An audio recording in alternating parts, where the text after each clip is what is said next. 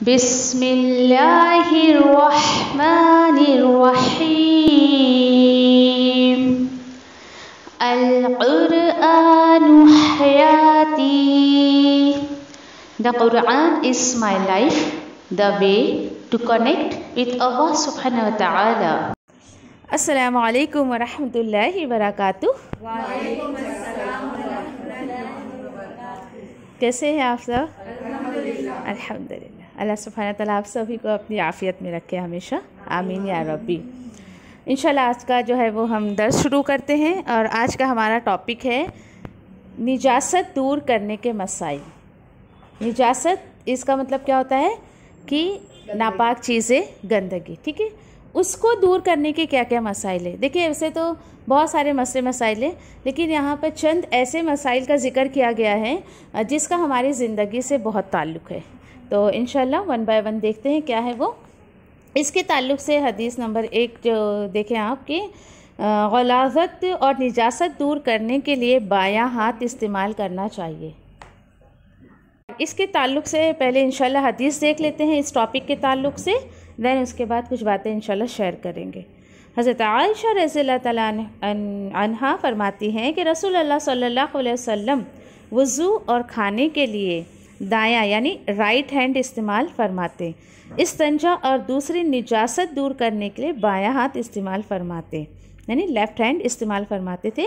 इसे अबू दाऊद ने रिवायत किया है। चले यहाँ पर देखिए कि एक बहुत कुछ चंद अहम बातें मैं आपसे शेयर करूँगी कि राइट हैंड हो या लेफ़्ट हैंड हो, दोनों अल्लाह ने बनाया है, अल्हम्दुलिल्लाह। फिर कुछ लोग देखिए कि माइंड करते हैं जब आप ये बातें उनको समझाने जाए ना, कि कुछ लोगों को आपने देखा होगा कि लेफ़्ट हैंड ही इस्तेमाल करते हैं सारे कामों के लिए, चाहे वो खाने का काम हो या इस्तंजा करने का काम हो या राइटिंग का काम हो, कुछ भी। फिर माइंड करते हैं और बोलते हैं क्या हुआ, दोनों हाथ अल्लाह ने ही तो बनाए ना, क्या हुआ अगर हम जो है एक इस्तेमाल कर रहे एक नहीं इस्तेमाल कर रहे। देखिए ठीक है, दोनों हाथ अल्लाह ने बनाया है, तो सबसे पहली बात कि ये नबी करीम सल्लल्लाहु अलैहि वसल्लम ने बताया है, मतलब ये अल्लाह का हुक्म है कि खाने पीने का काम और अच्छे काम हमें राइट हैंड से करना चाहिए, और इस्तंजा या कोई गंदगी अगर हम छू रहे हैं तो उसको हमें लेफ़्ट हैंड से करना चाहिए। इस बात को हमेशा आप याद रखें। फिर उसी साथ साथ देखें आप कि लोग जो माइंड करते हैं, तो उन लोगों से पूछा करो आप कि जब देखिए कि आप प्लेन में बैठते हैं, फ़्लाइट में, ठीक है, वहाँ आपको कुछ इंस्ट्रक्शन दिया जाता है, सीट बेल्ट आप लगा लें, ये कर ले, वो कर ले, जो भी इंस्ट्रक्शन है अल्हम्दुलिल्लाह जिससे सफ़र किया उसे पता होगा। तो उस वक्त आप उसको कहते हो क्या, नहीं नहीं मैं नहीं लगाऊंगी, क्यों लगाऊं, क्यों तुम्हारी बात मानूं। वहाँ तो कोई भी नहीं, बिल्कुल भी कुछ चूँ चरा नहीं करता है बंदा, और एकदम से जो है उनकी बातों को मान लेता है और इंस्ट्रक्शन को फॉलो करता है। लेकिन दीन के मामले में इतनी कोताहियाँ क्यों? तो जो लोग माइंड करते हैं उन्हें हिकमत से समझाएं कि भाई देखिए कि ये जो है आप एतराज़ मत करें, बल्कि ये अल्लाह का हुक्म है, इसको मानने में हमारे लिए फ़ायदा है। फिर उसके बाद एक बात आप देखें कि अल्लाह का हुक्म है, अल्हम्दुलिल्लाह, ये तो हमने, उसी के साथ साथ आज जैसे जैसे कि साइंस तरक्की कर रहा है ना, तो अल्हम्दुलिल्लाह लोगों के अंदर दीन के ताल्लुक़ से भी एक ईमान आ रहा है। कैसे? वो चीज़ें सामने वो प्रूफ होते हुए देख रहे हैं उस चीज़ों को, अल्हम्दुलिल्लाह, कि कुछ लोगों के अंदर साइंस जब प्रूफ कर रहा है इस चीज़ को, तो कुछ लोगों के अंदर अल्लाह की मोहब्बत आ जाती है, बड़ाई आ जाती है। किस तरीके से? हाँ, ये करने वाली ज़ात अल्लाह सुब्हानहू तआला की है। जैसे समझे कि ये देखिए, अगर हमारा जो कि लेफ़्ट साइड के ऑर्गन्स, अगर इंटरनल ऑर्गन्स को आप देखें, क्या क्या है लेफ़्ट साइड में हमारा? दिल है, वेरी गुड, और ओके, और यूट्रस, स्टमक बीच में रहते हैं, ठीक है, ये यूट्रस भी लेफ़्ट साइड में, ठीक है। हाँ, अब आप देखें कि दिल है, वो एक पंपिंग कर रहा है, पूरे बॉडी को ब्लड सप्लाई कर रहा है, कितना इम्पॉर्टेंट काम अंजाम दे रहा है। यूट्रस भी हमारा वो भी काम करता है। अब ये कुदरत का निज़ाम है, देखिए, ठीक है, कि लेफ़्ट साइड के ऑर्गन्स कितने काम कर रहे हैं। वहीं पर अगर आप लेफ़्ट हैंड से ही दूसरे काम करेंगे तो आप कितना बर्डन डाल रहे हैं अपनी बॉडी पर। अगर आप साइंटिफिकली इसको समझें, फिर आपको अल्लाह की कुदरत नज़र आएगी कि वाकई अल्लाह ने जो अपने रसूल को हुक्म दिया उसमें हिकमत कितनी रहती है और हमारे लिए कितना उसमें फ़ायदा है। तो यहाँ पर देखें कि जब हम लेफ़्ट हैंड ही यूज़ करते रहेंगे और राइट यूज़ नहीं करेंगे तो आप समझिए कि आप अपने काम का ज़्यादातर जो बोझ है वो एक तरफ ही डाल रहे हो। तो एक जो है वो क्या है हदीस पर एक आखिरी बात करके आगे चलेंगे इंशाल्लाह, कि देखिए कि अल्लाह के हुक्म को मान लो, उसको हमें मान लेने में जो है वो फ़ायदा है, ना कि उसमें हम हिकमत तलाश करें, क्यों करें, ऐसा करें वैसा करें। सबसे पहले प्योरिटी क्या देनी चाहिए मुझे और आपको, कि अल्लाह का हुक्म है, दैट्स इट। ओके, चले अगली हदीस पर हम चलते हैं कि शीर ख्वार बच्चा कपड़े पर पेशाब कर दे तो उस पर पानी छिड़क देना काफ़ी है, लेकिन शीर ख्वार बच्ची यानी लड़की के पेशाब को धोना ज़रूरी है। ये देखिए यहाँ पर, ठीक है, ये हेडिंग से आपको समझ आ रहा होगा कि यहाँ पे लड़के और लड़की के पेशाब की अलग अलग बात जो है वो की जा रही है। ठीक है, चलें इसको देखते हैं, फिर बात करते हैं कि हज़रत अली अबी तालिब रज़ियल्लाहु ताला अन्हु से रिवायत है कि रसूलुल्लाह सल्लल्लाहु अलैहि वसल्लम ने फरमाया, शीर ख्वार बच्चे के पेशाब पर पानी छिड़क दिया जाए, बच्चा मीन्स लड़का, और शीर ख्वार बच्ची के पेशाब को धोया जाए।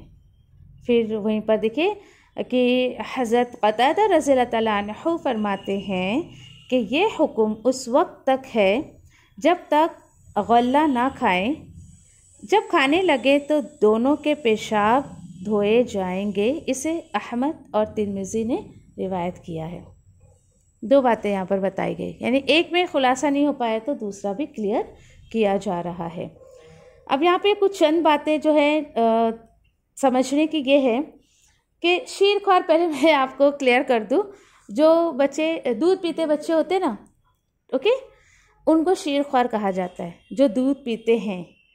तो आप कहेंगे मैं भी शीर ख्वार हूँ, बेबी मैं भी तो दूध पीती हूँ, ऐसा जी नहीं, ये हाँ ठीक है, बिल्कुल अर्ली एज में न्यू बॉर्न बेबी होता है और तकरीबन ऐसा होता है कि, और स्पेशली जैसे माँ का दूध पी रहा है या फिर एक कुछ महीने के बाद आकर ना वो कुछ खाना भी शुरू कर देता है। तो इस हदीस को जो बात इस हदीस में हाईलाइट की जा रही है वो ये कि बच्चा जब तक सिर्फ और सिर्फ दूध पीता रहेगा। और आगे देखिए क़तादा रज़ियल्लाहु ताला अन्हु ने एक बात फिर क्लियर की ना, कि जब वो कि सॉलिड चीज़ें खाने लगेगा ना, फिर उसके बाद ये शर्त नहीं लागू होगी, फिर तो धोना ही जो कंपलसरी है। ठीक है, अब यहाँ पर बच्चा और बच्ची यानी लड़का और लड़की दोनों को अलग अलग डिस्क्राइब किया गया है, एक ये बात। ठीक है, दूसरी बात देखें कि जब यहाँ पर बात ऐसी आती है ना दीन के ताल्लुक से लड़का और लड़की की, तो यहाँ पर कुछ लोगों के कान खड़े हो जाते हैं, कैसे, और फिर ऐसे ऐसे हदीसों को कोट करते हैं और कहते हैं कि देखो देखो यहाँ पर जो है वो लड़कियों को जो है वो हक नहीं दिया जाता है, और ऐसे ऐसी बातें करते, समझे हो आप ऐसा। तो आप देखिए कि यहाँ हक की बात क्या है, लड़की का कुछ हक मारा जा रहा है, कुछ भी नहीं। लोग समझते नहीं हैं और उसमें उस बात को लेकर बहुत इशू बनाते हैं। तो इस तरीके से हमें देखिए कि कुछ बातें जो नहीं समझ आए तो पहले उसका हमें जो है वो उसकी नॉलेज लेनी चाहिए, उसकी समझ हासिल करनी चाहिए, उसके बाद फिर जो है वो बात करनी चाहिए। फिर वही मैं कहूँगी वही बात कि देखना हमें क्या है कि अल्लाह का हुक्म है ये। ठीक है, कैसे अल्लाह का हुक्म है, क्योंकि नबी करीम सल्लल्लाहु अलैहि वसल्लम इसको फरमा रहे हैं। फिर यहाँ पर जो अलग अलग बात की गई है ना पेशाब के ताल्लुक से, देखिए लड़कों का जो पेशाब होता है ना वो एज़ कम्पेयर टू जिनके घर में माएँ स्पेशली जानती होंगी इस चीज़ को, जिनके बेटा और बेटी दोनों हैं, लड़कों का पेशाब कैसा होता है, पतला होता है एज़ कम्पेयर टू लड़कियों के। ठीक है, पतला होता है और उनके अंदर जो है वो गंदगी कम होती है। कैसे, अभी और लड़कियों का क्या होता है, उनके पेशाब गाढ़े होते हैं और उसी के साथ, क्योंकि देखिए लड़कों को पीरियड्स नहीं आते, लड़कियों को पीरियड्स आते हैं। ठीक है, ऐसी बहुत सारी बातें जो अगर हम कंपेयर करें, एक ये हिकमत समझ आती है। ठीक है, कि क्यों अल्लाह के रसूल ने जो है वो ऐसा करने का हुक्म दिया है। फिर उसी तरीके से लड़कियों का पेशाब गाढ़ा होता है और उनको पीरियड्स वगैरह आते हैं। अब देखिए कि अब पीरियड्स के ज़रिए, या समझे आपकी एक औरत है वो जब प्रेग्नेंट होती है, फिर उसके बाद डिलीवरी होती है, जो गंदगी निकलती है, और ये मिजाज पे भी बहुत फ़र्क करता है। कैसे, अब मर्दों को ऐसी कोई गंदगी नहीं निकलती ना, कि तो उसके कि अल्टीमेट में अल्लाह सुब्हाना ताला मर्दों के अंदर एक मजबूती पैदा करते हैं, ठीक है। उनके organs as compare to ladies ज़्यादा मजबूत होते हैं, उनके अंदर एक मजबूती होती है, उनके अंदर एक ताकत आती है, क्योंकि ऐसी चीज़ें उनके अंदर से नहीं निकलती हैं। लेकिन औरतें हैं, लड़कियां हैं, उनके अंदर से जो ये गंदगी निकलती है तो उनका मिजाज अल्लाह ने नाजुक मिजाज बनाया है, उनको अल्लाह ने नज़ाकत दी है, उनको नाजुक बनाया है। तो ये अल्लाह की क्रिएशन है, ठीक है। और उसी के साथ साथ देखें कि लड़कों के पेशाब जो है वो फैलने के ज़्यादा चांसेस होते हैं, है ना। लड़कियों का पेशाब ठहरा हुआ होता है, लड़के पेशाब जो है वो आप समझ हो मैं क्या कहना चाह रही हूँ किस तरीके से। और इसी तरीके से जो है वो ऐसे तमाम बातों को लेकर जो है इसलिए ये हुक्म दिया गया है कि लड़के, अगर लड़का है दूध पीता बच्चा है, वो अगर समझो पेशाब कर देता है तो पानी छिड़कना काफ़ी है, इन द सेंस स्प्रिंकल करते ना हम कोई चीज़ स्प्रे से जैसा, वो आपने कर दिया तो भी काफ़ी होगा। अगर लड़के का पेशाब है तो, लड़की का है तो आपको पूरा बाकायदा धोना पड़ेगा। क्या रीज़न मैंने बताया, गाढ़ा होता है, ऐसे साफ नहीं हो जाता है, ठीक है। तो ऐसे कुछ जो है वो चीज़ें हैं।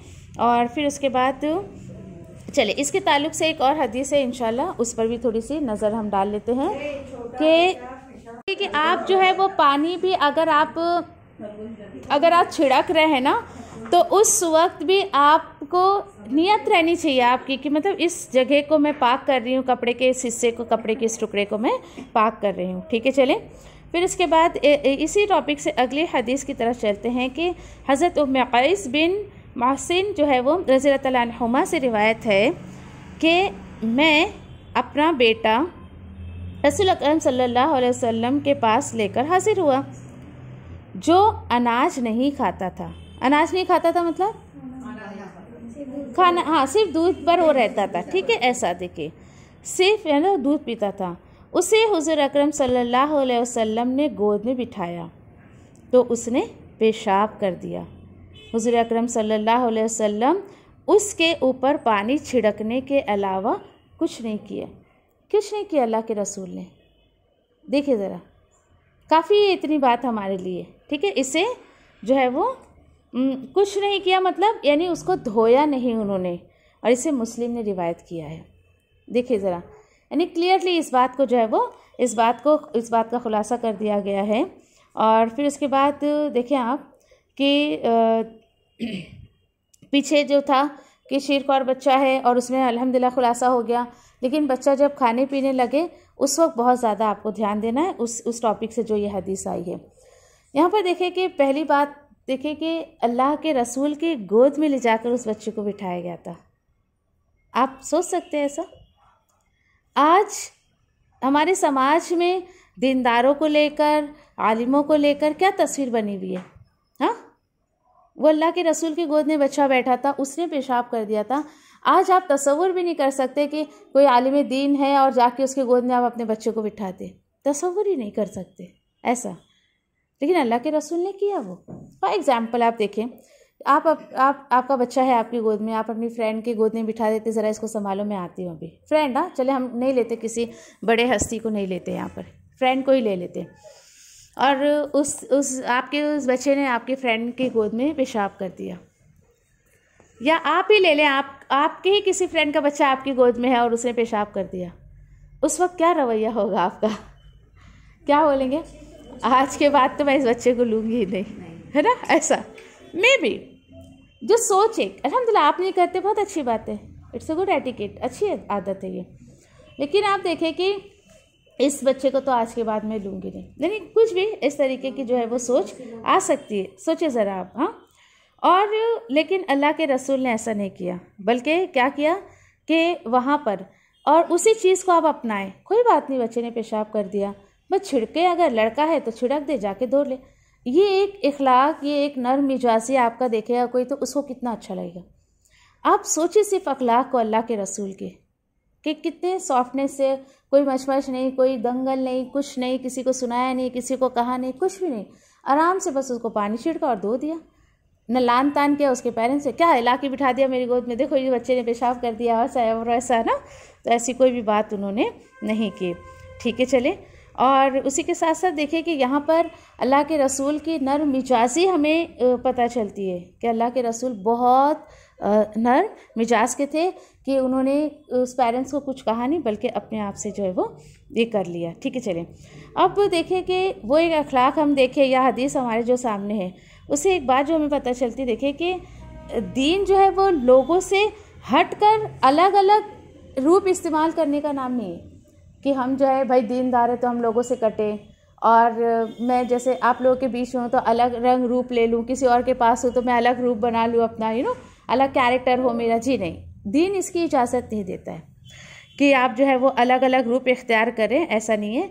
बल्कि देखिए कि दीन को अपनी ज़िंदगी में दाखिल करने का नाम दिया, कि वो जो एक अखलाक अल्लाह के रसूल का मुझे और आपको मिलता उसको अपनी ज़िंदगी में दाखिल करें। असल दीन ये है, ना कि आप लोगों से कटते पीटते और जो है वो काम करें। ऐसे ही इन सब चीज़ों को लोग बहुत माइंड करते हैं, यानी कि आप देखें कि कोई आपकी नज़र में कोई कि दाई दीन है या मौलाना है, आप तो बोलेंगे नहीं उनकी गोद में तो हम बच्चा भी नहीं देंगे। ऐसा नहीं, अदब सीखे अल्लाह के रसूल से इस तरीके से। मुझे इत्तेफाक हुआ था एक दफ़ा कि मेरी कोई स्टूडेंट थी, डिलीवरी हुई थी हॉस्पिटल में, गई थी खैर बच्चे को देखने के लिए। अब उस बच्चे ने शायद पॉटी कर दी थी। ओके, अब परेशान हो रहा है बच्चा, वो न्यू बॉर्न बेबी, 1 दिन का 2 दिन का, वो इतना परेशान हो रहा है। मैंने वेट नहीं किया कि नर्स आए उसको करे, और मैं ले जाके बाकायदा उठा के बच्चे को जाकर मैं उसको धोकर लाई। ऐसा नहीं कि वहीं पे वाइप कर दूँ, नहीं, मुझे तो अच्छा भी नहीं लगता कि वहीं बैठे बैठे वाइप करो देन ये गंदगी करो, नहीं, पूरा बाकायदा पानी से वॉश आउट करा दिया। और आने के बाद वो डॉक्टर भी आई, नर्स, अरे किसने वाइप कराया? बोले हाँ ये हमारी टीचर है। मतलब उन लोग को बड़ी हैरानी हुई कि तुम्हारी टीचर है, तुम्हारे बच्चे की पॉटी इससे वाइप कर दी। इसमें क्या हो गया भाई? क्या आप अपनी पॉटियाँ नहीं धोते क्या? जो लोग ये ऐसे घिन करते हैं ना, कि कितनी औरतों को मैंने देखा अपने ही बच्चे की पॉटी नहीं धोते, वो बोले नहीं हमको घिन आती है। मैं ये बोलती हूँ क्यों, आपकी ज़रूरत नहीं है क्या? तो मुझे तो सवाल आता भाई, जब तुम जाते हो फ्रेश होने तो पता नहीं तुम धोते भी कि नहीं धोते। नहीं, ऐसे शऊर को बेदार किया करे लोगों के, ऐसे इसमें क्या किन। हमारे घर में भी बहुत ऐसे नमूने थे, अपने ही बच्चे की पॉटी नहीं धोते थे। ऐसे कितने बाप ऐसे होते हैं, कभी पता ही नहीं होता बच्चा हमारा हकता भी है कि नहीं हकता है। कितने होते हैं बाप ऐसे, कभी ज़रूरत पड़ जाए वाइफ बाहर चली जाए और जब उस वक्त उस बाप को उस बच्चे की पॉटी धोनी पड़े, उस वक्त देखे भाई कितनी बदबू आती है, बोले मैं पूरा दिन कैसे करते रहती हूँ बच्चे को। तो ये इस तरीके का मामला होता है। ये लोगों की ज़रूरत है, ज़िंदगी से चीज़ें लगी हुई है, तो इन चीज़ों को माइंड नहीं करना चाहिए ऐसे। ठीक है, तो यहाँ पर जो है खैर यहाँ पर इस चीज़ का जो है खुलासा किया गया कि ऐसा नहीं है कि आपके अंदर अल्लाह ने दीनदारी दी है तो आप लोगों से कटते फिरे और इन चीज़ों को जो आप अहमियत ना दें। जी नहीं, ये चीज़ें इंसान की ज़िंदगी के साथ लगी हुई रहती है। चलिए अगले हदीस पर चलते हैं इंशाल्लाह।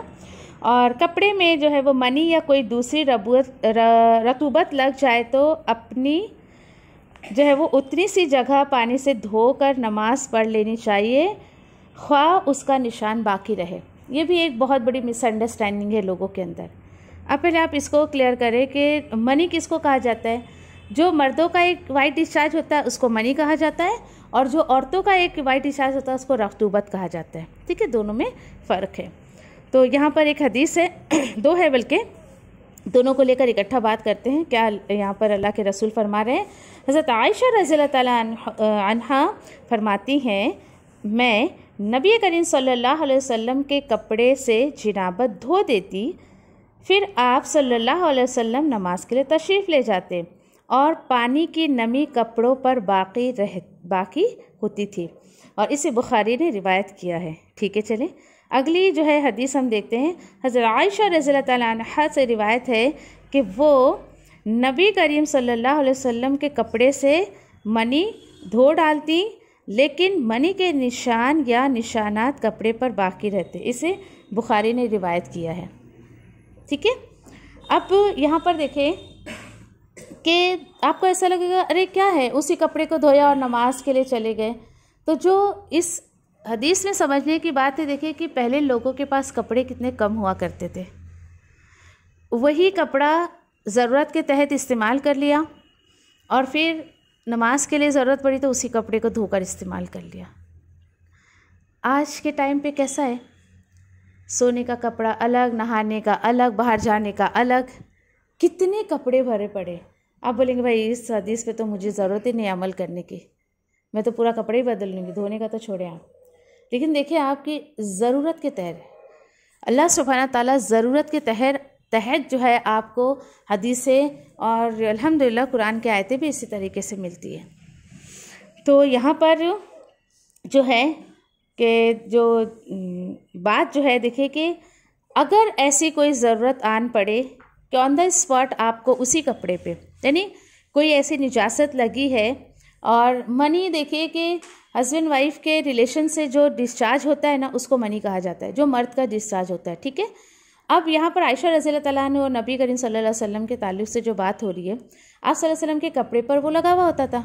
अब नमाज को जाना है, कपड़े एक ही है, तो आयशा रज़ियल्लाहु तआला अन्हा क्या करती थी, उसको वॉश आउट कर देती थी।